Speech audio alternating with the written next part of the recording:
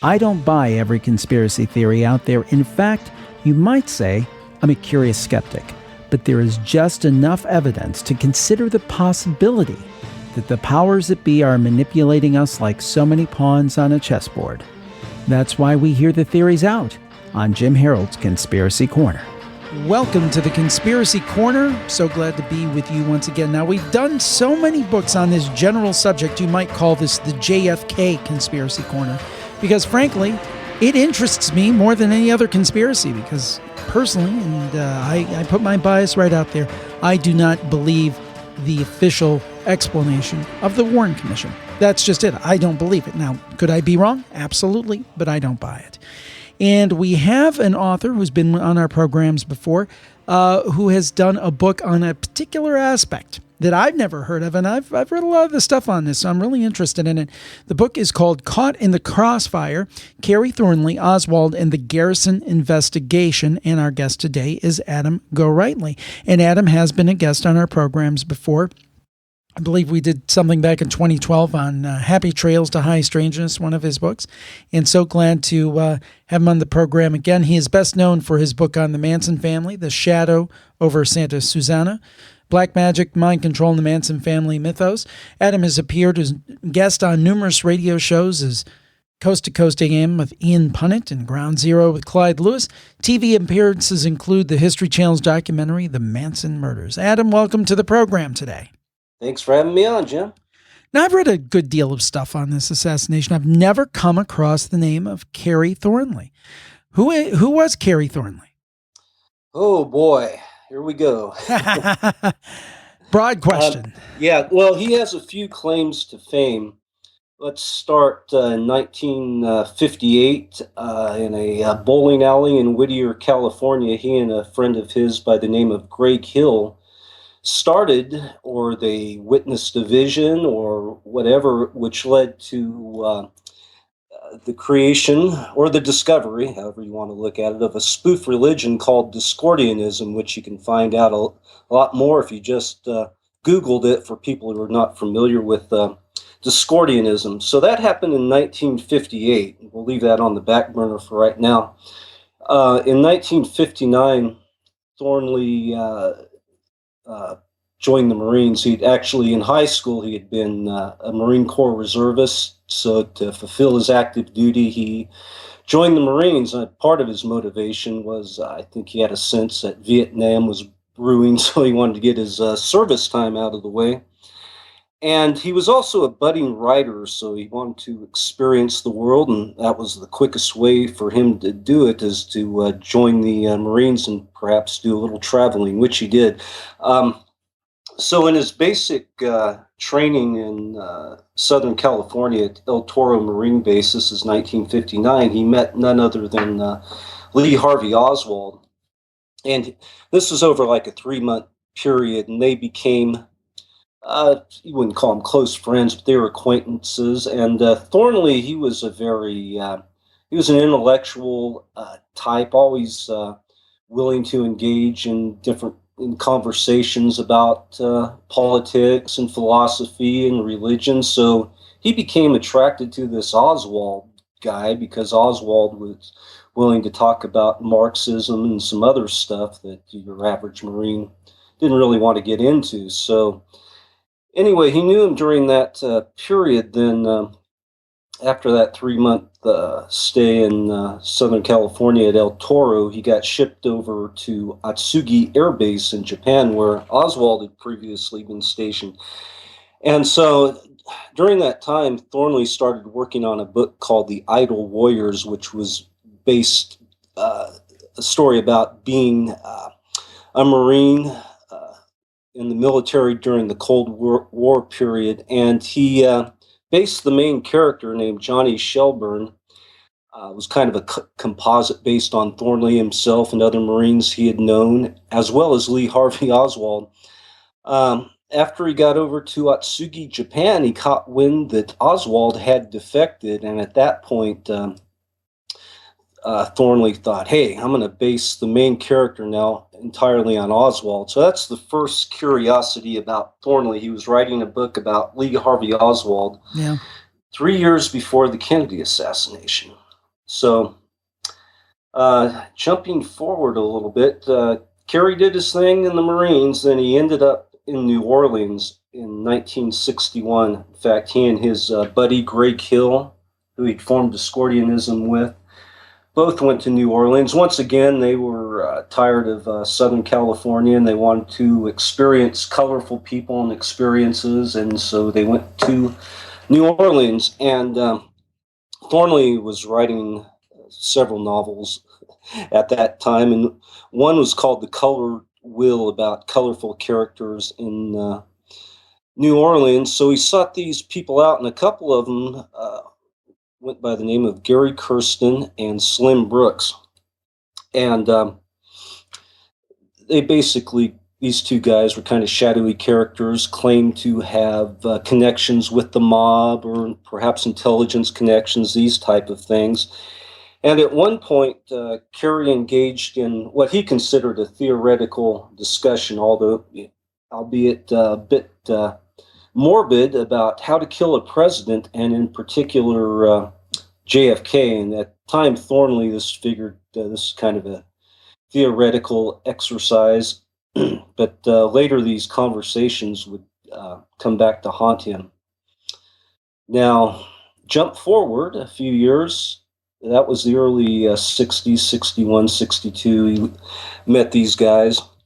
In 67, Thornley was indicted by Jim Garrison, the New Orleans district attorney, as being part of this assassination cabal in New Orleans, which is talked about, in the movie JFK. Sure. And Garrison claimed that Thornley was a CIA agent, that he was one of the notorious Oswald doubles running around pretending to be Oswald prior to the assassination, that also that Thornley had met with Oswald in New Orleans in September of 63. That's that period Oswald had been there passing out communist literature, perhaps pretending to be a communist. And so, anyway, Thornley denied all these accusations. And so, over the next few years, from 68 to 70, he became a target of Garrison. Eventually, these charges were dropped when Clay Shaw was acquitted in 1970. And so, we'll flash forward now to a couple of years in the early 70s, 73, 74. I'm quickly coming to an end here. That's all right. Take your time. That's the difference in our show. We'll actually let you speak. So yeah, it's a bit convoluted. So yeah, you need the background to get into this Kerry Thornley character. So in the early 70s, Thornley began to suspect, initially thought Garrison was off his rocker, but in the early 70s, he began to suspect that Garrison perhaps might have been right with some of his theories related to the assassination. And Kerry began to suspect that while he wasn't a witting participant in the JFK assassination, he was an unwitting participant. One of the things that led him down this road was a book he came across during that period called Coup d'etat in America, which is an acronym for the CIA, suggesting the CIA had been behind the assassination. And in this book, it talked about the three tramps, that they picked up. Yep. And it had pictures of the tramps, and it also presented the theory that some of the Watergate burglars were those three tramps. One in particular, E. Howard Hunt. There was photo overlays in this book. I still have this book where you can put the E. Howard Hunt overlay, acetate overlay over the old man tramp, and their features matched up exactly. Of course, the old man tramp looked older than E. Howard Hunt did during that period, but Hunt was known in the annals of spookery as a master of disguise. Anyway, when Thornley saw this photo of E. Howard Hunt, he went, "Whoa, that's the guy that I talked to in New Orleans in the early 60s about assassinating JFK." So Thornley began to suspect that he had been set up in a manner similar to Oswald to be used like as a patsy or a fall guy in the assassination. All of these revelations kind of pushed Thornley over the edge, and after a time, he spiraled into deep paranoia, schizophrenia, and began to suspect everybody was in on the conspiracy. You know, he went down a dark rabbit hole there for a while, and began to believe he was a victim of MK Ultra mind control, Mm-hmm. and even wilder, a Nazi genetic breeding experiment. Now, I think Thornley confabulated some of this, but at the core of his suspicions, I think there is a grain of truth that indeed he may have been manipulated MK Ultra wise, you know. So this, if you believe this, that he was talking to some of these people, and a couple of years before the assassination, if one presumes that the assassination was a conspiracy involving the CIA and that Thornley's assertions are correct, this was something that was not something that was just hatched up overnight. This is something that was years in the making. Sure. And that's what's suggested about Oswald as well, that he was really groomed as a youth going way back. And I look, it's going off on a little bit of a tangent, but I look at one of the chapters is about the Oswald doubles, and Garrison Sure. claimed that Thornley was one of those. And this Oswald double theory might explain who Thornley met with in New Orleans in 1963. There was a witness, Barbara Reed, who claimed she saw Thornley and Oswald together, which Thornley denied. But it makes sense that it might have been one of these Oswald doubles. And I say that sounds kind of like a far out theory, but I think one of the best books on this, and one of the best researchers about this Oswald double stuff, is John Armstrong, and I talked to him, interviewed him briefly about this book, and he presents his book is Harvey and Lee. It's published 10 or 15 years ago, and this guy's a hardcore researcher. He went through all the Warren Commission stuff and pieced it together. There's all these stories about Oswald being in the same place at the same time. And Armstrong traced this back really to his youth, and he identified somebody named Harvey and somebody named Lee that were leading these parallel lives. Both of them were, named Lee Harvey Oswald. One went by Harvey, one went by Lee, and they didn't know each other, but they were groomed for intelligence missions, ultimately, perhaps manipulated by the Kennedy assassination. So, long story short, when I talked to John Armstrong about could Thornley have met with Oswald in New Orleans, and he placed not the Oswald we all know. He said he wasn't in New Orleans, but the other Oswald, Harvey, was there. And that's who Thornley could have very well been seen with during that period. Here's the thing that gets me about Oswald, and you tell me if I'm, and this may be outside the scope of your book, but I'm interested in your opinion. Mm-hmm. The thing that doesn't get me, that I don't get about Oswald is this. Okay, remember, and I think so many people, particularly, I'm in my mid-40s, so I can remember the the end of the Cold War, the quote, end of the Cold War that we're coming back into now. But nevertheless, people have to remember the U.S. and the Soviet Union were on a hair trigger against each other. I mean, people were in deathly fear of nuclear annihilation any moment. This guy's in the Marines, he defects, and then they allow him back in the United States. I don't get that. Isn't that indeed curious? His whole background is curious. We talked about the time that Oswald and Thornley served together in it was at El Toro Marine Base. Previously, Oswald had been at Atsugi Air Base in Japan, which also kind of figures into MK Ultra, but we'll put that to the side right now. Oswald was a radar technician, basically at Atsugi, so he had a clearance because that's where the U-2 flights originated. Gary Powers, who got Yeah, shot down Francis Gary Powers. Yeah. right in the middle of the Cold War, and that led to a lot of this tension going on during that period. And he later claimed that, yeah, Oswald had shared state secrets that led to the shoot down of the U-2. Now, I cover it a bit in the book. It does look like Oswald was recruited into an intelligence mission back then. I printed some of his records. He contracted venereal disease in the line of duty. His report says so. That's one of the things that there's evidence that he was.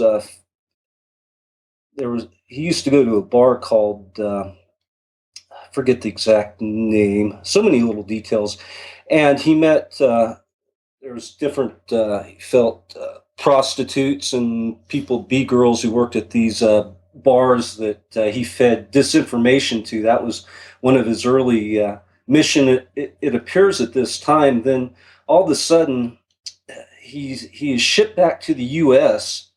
as a private. Most people, at least achieved the rank of corporal, but Oswald apparently got into trouble over there, poured beer over the head of one of his superiors, never a good move. And so he came back under this cloud of being just a screw up, and that was hanging over him. What I think his mission really was, and other people, I'm not the only one who touched on this, at Atsugi was basically doing intelligence work, because Thornley was also at El Toro, where he met Oswald. Let me state that again.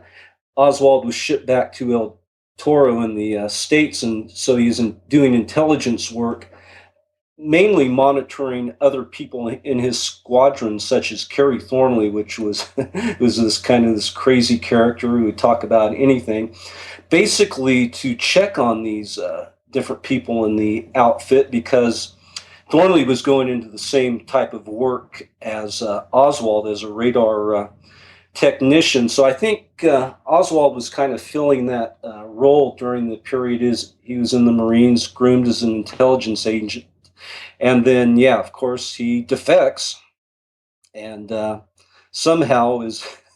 Yeah, I don't get that at all, unless that was sanctioned by some... In other words, he was some kind of double agent or triple agent, or know what I'm saying. It's the only context that makes sense for me, because at that time, our society was not nearly as politically correct. It wasn't like, well, you come back and we'll pat you on the head and give you counseling for PTSD. It would be more kind of like, you bastards, you betrayed the country, you're done. I mean, that's the reading that I would have. Yeah, how did he get back? Now, some would suggest, and this theory, once again, it's getting to the Oswald double stuff, that a different Oswald came back. And it's not so far-fetched when you look at the comparison photos of the Oswald who went over and the one that came back. And once again, John Armstrong covers this in his book. And, that's what Oswald's mom claimed, that whoever was buried in her son's plot there in Texas was not her son, it was somebody else. A lot of other people made those comments who knew Oswald, that, and this use of doubles has gone on quite a bit, throughout the history of espionage. I don't have a definitive answer about any of this stuff. But no, I think it's almost impossible with the fog of time. Yeah. And to me, all of this with the JFK assassination, and you could even extend it to something like the RFK assassination, it's like looking in a hall of mirrors. Mm-hmm. And the more you look at it, the more confusing it becomes. Well, yeah, that's the path I went down. I got, like you, this is a central conspiracy theory, JFK, that really got me into this stuff and has kept drawing me back over the years. I was looking at it, just researching, had an interest 20, 25 years ago. Eventually, that research informed me, when I put this latest book together. But yeah, the deeper I got into that rabbit hole, reading all of the different books, the more confused I became, like you. Mm-hmm. Yeah, it certainly appears that wasn't Oswald or just Oswald, that there had to be more people involved, to pull off the assassination. And, part of the focus of my book is really, I'm not solving the Kennedy assassination. I present some of the theories that Kerry Thornley had, as well as Garrison, but it's more looking at that period, the Garrison investigation, and how this impacted Kerry Thornley's life. Basically, ultimately, I think sent him off the deep end into psychosis. But eventually, over the years, he rebounded from all of this, and but throughout the course of his life, yeah, he continued to believe that he had been manipulated in this conspiracy. Well, the interesting thing, I mean, I went on YouTube right now, and you can see, and I suppose this is actually put up by Johnny Carson's people. You can see the Carson interview with Jim Garrison, because in the 60s, Carson would occasionally do more serious kind of things. I think he interviewed RFK and some politicians, and he actually did an interview with Johnny Carson. I mean, this was a big deal. Now, I, like a lot of people, saw JFK, was interested in Garrison, because realized that the movie was based off of the book and a lot of, I believe, Jim Marr's work, who's been on the shows as well, who's a very interesting guy. And, but over time, I kind of, for whatever reason, maybe I bought into the mainstream myth and the disinformation. I kind of looked at Garrison as kind of a kook. What is your view on Garrison? I don't know if I want to call him a kook, maybe. In terms of Kerry Thornley, well, let's look at Garrison's investigation. I think some of the initial information he came across, there's some merit to that there, but I think he went off on a lot of tangents. And he had, during the course of his investigation, he had a staff of investigators, 2 or 3, but he also opened himself up to anybody else who wanted to show up in New Orleans and become unofficial investigators, in the investigation. That they were called the irregulars. And some of these folks were the ones that came up with the accusations against Thornley. So all kinds of people were feeding information to Garrison. And I think in a lot of cases, Garrison took it, and threw it against the wall. And if something stuck or halfway stuck, he would run with it. And in the case of Thornley, that's what he did, and I think he just jumped to conclusions, associations that about Thornley, just because people were passing on evidence. One of the main people was actually a friend of Kerry Thornley, the main witness, Barbara Reed, who was a member of the New Orleans Discordian Society. Remember that spoof religion I was talking about? That worships the Greek goddess of chaos and discord, kind of a joke thing. But she was a character in that bohemian scene. She was a voodoo practitioner. Some suggest a former lover of Garrison's, and she's the one who claimed she saw Thornley and Oswald together. When Thornley denied this, then Garrison claimed Thornley was guilty of perjury. Garrison made other associations that pretty flimsy stuff too, that he was CIA because Thornley had a post office box in the same building where the Naval Intelligence was located. And Thornley, by happenstance or weird coincidence or synchronicity, also met briefly with a lot of those players in the assassination, like Guy Bannister and Clay Shaw and David Ferry. The cast of characters. Yeah, the French Quarter was a pretty small community, really, and these meetings were just brief handshake at a party, this or that. But all of these mounted up against Thornley, and his life became kind of a living hell the next few years. Thornley didn't help that, though, because he got into this adversarial relationship with Jim Garrison. One of it had to do with the Discordian Society, which this gets pretty deep if we have time to even go there. So with the Discordian Society, it was kind of, once again, a spoof religion in a sense, but they were also some of the early pranksters. And a lot of people involved in this group were writers and artists. And in the years to become, it became kind of a counterculture, subculture thing that has continued to grow to this day. If you look at Discordianism, you'll see it all over the web. These two kids started in a bowling alley in 1958. By the mid-60s, Thornley and was corresponding with people, and one of his correspondents was Robert Anton Wilson, a name you might be familiar with. And so they became friends, and Wilson got into Discordianism. And at one point during this period, Thornley caught wind that one of Garrison's unofficial investigators, the irregulars, believed that the Bavarian Illuminati was behind the assassination. He fed this information to Garrison. When Thornley heard this, he thought it was just ridiculous, but he thought, maybe we'll screw with Garrison about this. And Thornley at this time started something called Operation Mind. Can we use blue language here on Operation Mindfuck is what it was called, or OM. And he basically concocted this phony letterhead that from the Bavarian Illuminati, the world's oldest and most successful conspiracy, it said.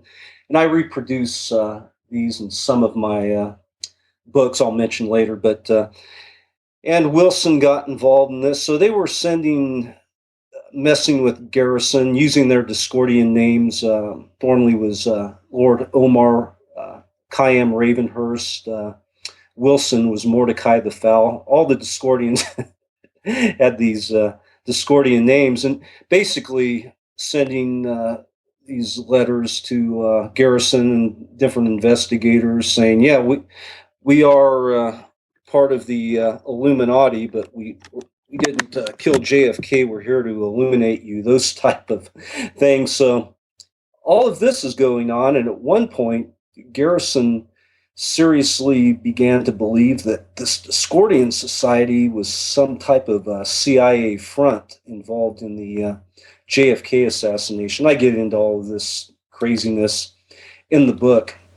Of course, Thornley, in later years, like I said, there was a period where he went off the deep end and started believing all these conspiracies himself, and that maybe we were some type of CIA front I was manipulated in. Something occurs to me now. I'm going to go down the rabbit hole and put something out there. Okay, let's say you have somebody like a Garrison or Thornley, whoever, who is raising legitimate, reasonable questions. What would be a way to discredit them? One way, through whatever means, and I don't know what means this would be, mind control, drugging, whatever, to have them start spouting off things that are wild-ass crazy. Mm-hmm. And then basically having them discredit themselves, and have people like me who have, I don't know if affinity is the right word, but a sympathy for people who think that there was more involved, say, they're just a kook, they're talking about all this crazy stuff. And that might have been one of the things that, led to Garrison's ultimate undoing. Garrison claimed that he was ultimately unsuccessful because of government tampering, CIA, whoever. But yeah, he had also these investigators showing up. I mean, the Bavarian Illuminati theory was just one. He also, Garrison, at one time or another, and I discussed this in the book, that it was part of Kennedy's assassination was what he called a homosexual thrill kill, and that the people behind it were these group of homosexuals in New Orleans that included Clay Shaw, who is depicted in that manner in the movie JFK. Tommy Lee Jones, if I remember correctly. Mm-hmm, exactly, and David Ferry was part of that group. I think, who's the guy who played Joe Pesci. You got it. And that Thornley was also part of this, and Oswald was part of this homosexual clique that were somehow motivated because of this to kill JFK. So you had all these stuff, all these weird ideas being fed to Garrison, and yeah, that might have been intentional just to throw in so many red herrings into the thing that you had ultimately discounted all of his information. Now, with being fair, there are still a lot of Garrison admirers and supporters, which you're probably well aware of. So in a sense, this book will be perhaps somewhat controversial to those folks, and they'll think that I'm some type of disinformer, But I try to be fair in the book, to all parties, but I can't, and I say this in the book, ultimately I can't help but take Thornley's side, because he ended up being persecuted, I think, unjustly by Garrison. How did Thornley end up after all of this? Where did his life go? I believe he's passed. What happened to him? Yeah, he died in 1998. Like I said, he went through that dark period where he got believed that everybody was conspiring against him. Even somebody like Robert Anton Wilson, who had been a supporter during the Garrison period. Thornley at one time or another suspected that Robert Anton Wilson was one of his mind control handlers and all of this. And ultimately, Thornley pulled his life around.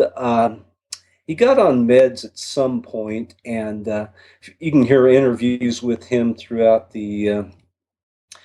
as he moved into the 80s and 90s. He was much more rational and clear thinking, though he still did believe in a lot of these conspiracy theories. So, he died of a rare disease, kidney disease, in 1998, which once again he suspected that he'd been slipped some type of Mickey that caused this problem. But interestingly enough, I've interviewed a lot of people who knew Thornley, even for the last 10 or 15 years of his life when he lived in Little Five Points, Atlanta. There was always this aura around him that, yeah, there was more to this conspiracy than just his imagination. I share some of those stories of men in black always seemed to be showing up and asking questions about Thornley after Thornley had left. So there's all that weirdness hovering over him throughout his life, that indeed there was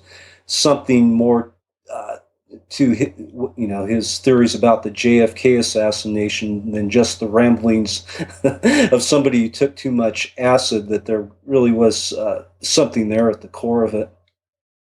It's interesting. I'm looking here at some of his, this is Wikipedia, so take it what it's worth, but list of his pen names and titles: Grand Ballyhoo of Egypt, of the Orthodox Discordian Society. I guess at one point, according to this, again, Kerry Wendell Thornley, JFK assassin; Omar Khayyam Ravenhurst, president of the Fair Play for Switzerland Committee, and anybody who follows the JFK assassination will get that reference. Purple Sage Pope Ho-Chi Sen, the fifth Dealey Lama. So Dealey Plaza, very clever. You forgot one. He was also the bull goose of limbo. Oh my! And I guess what I'm going to say is that you could see how a reasonable person, again, and I'm just going to use myself, and I think I'm a reasonable person, who believes in the idea that there was more at play than the Warren Commission explanation, would look at this guy and say, well, can I really believe anything he says? So, I mean, that does make it interesting. But again, even if 70% of what he says is BS, if there's still a small percentage that's real, it's pretty jarring. Yeah. That's one of the deals about Thornley. I'm the, I guess, expert on Thornley, and I've written the best books on Thornley because nobody else has really, except there was one that came out in 2000. It basically just regurgitated Garrison's claims, and that's what a lot of people who haven't read my material, they just kind of run with that Kerry Thornley was a liar and all of this, and they accept that because Garrison said that. And really, to answer your question about this guy, or if people want to really learn why he was coming up with all these fake names and involved in all these weird activities, I kind of paint that picture because he was involved in a lot of stuff over the years: the counterculture, the psychedelic movement, the sexual revolution. This guy was all over the map, and I wrote about him first in 2003. I have a book, The Prankster and the Conspiracy. But I learned much, much more over the years, and I acquired, or was passed on, the Discordian archives, which is a whole another story, and that led to these couple subsequent books that were published this year: Historia Discordia, The Origins of the Discordian Society, and this latest one, Caught in the Crossfire. Well, the question is now, where can people find out more about your work, and specifically, where can people find this book? Yeah, I have a lot of, or I have a big presence on the internet, as most people do these days, social media and whatnot. And yeah, Amazon. Of course, all the books are at Amazon if they type in Adam Gorightly. Then I have websites, adamgorightly.com, and I have one website in particular devoted to Discordianism. It's called historiadiscordia.com, where I share a lot of content. The stuff that there wasn't room for it in books is going into that website. So a lot of stuff there for people who are interested. And yeah, I'm Twitter and Facebook and all that stuff. You can find me. Well, very good. Adam Gorightly, we thank you very much for joining us. And it's been a pleasure and great to talk to you about this subject, with constantly fascinates. So I don't get it wrong, give us the title of the book one more time. Caught in the Crossfire, Kerry Thornley, Lee Oswald, and the Garrison Investigation by Adam Gorightly. And I'm holding the book in my hand as I say that because it went through different title changes, so I have to look at the book myself. But yeah, Caught in the Crossfire, Kerry Thornley, Lee Oswald, and the Garrison Investigation. Available on Amazon. There you go. Well, thank you for joining us today on Conspiracy Corner. Thanks, Jim. And thank you for tuning in. We certainly appreciate it. And as we can tell, there's a lot more at play in the world than we may have originally thought. So watch when you're going around that next corner. There just may be a conspiracy. We'll talk to you next time.